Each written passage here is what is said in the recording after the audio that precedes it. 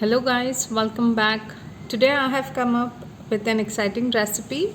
This is an easy and quick version of the traditional besan barfi, or some people call it as mohan thal. So it's quite simple and easy.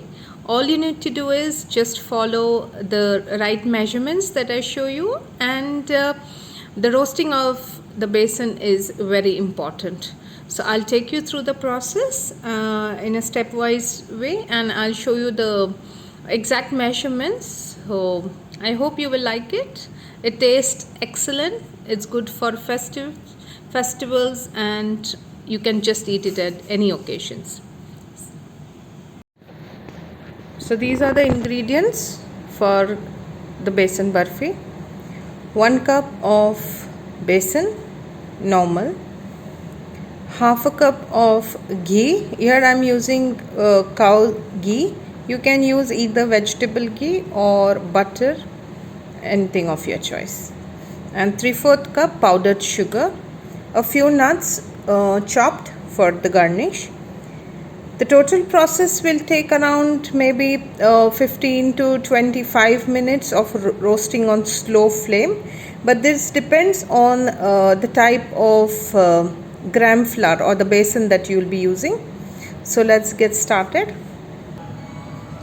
I've taken a non-stick pan to which I'll be adding the ghee. The flame should be on medium throughout the process. The ghee is melted, so we'll just go ahead and add the gram flour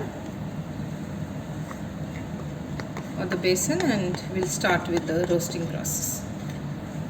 Mix it well so that all the ghee and the besan are combined together.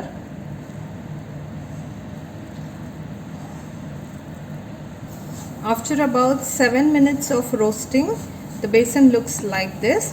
Continue roasting until the besan is completely fried. The only indication for it will be that the besan oozes out ghee, and it changes its color, and you have a strong fragrance of the besan being roasted. So when you reach the point, I'll show you what you need to do next. So continue roasting for another about 10 minutes. It's been almost 10 minutes now since I'm roasting, and a total of about 17 minutes, and you can see that the texture has changed and the ghee is releasing out. But I'll just go ahead and roast it for another maybe a minute or so that I can get a little darker shade or color for the besan.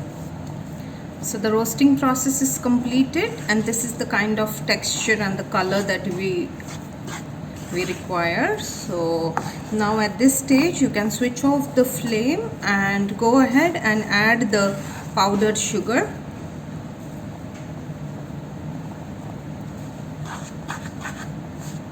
I've added in the powdered sugar, and now continue stirring until the sugar is completely dissolved and mixed with the mixture of besan and ghee.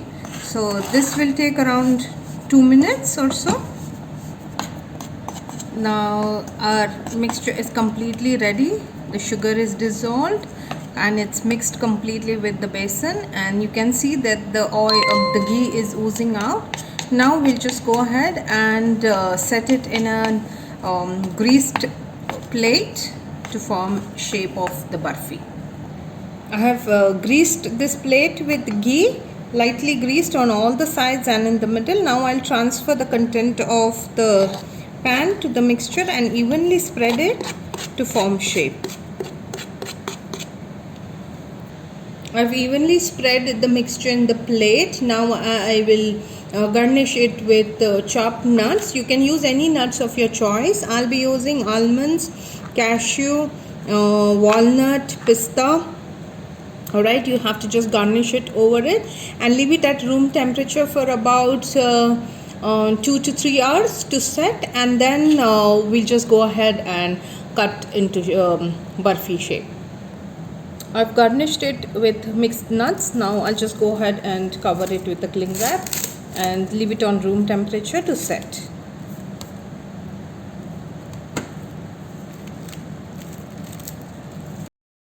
It's been 3 hours that the batter or the barfi mixture has been resting.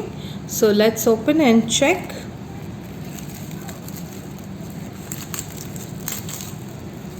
We'll just go ahead and give it good shape. So try to cut it in square shape.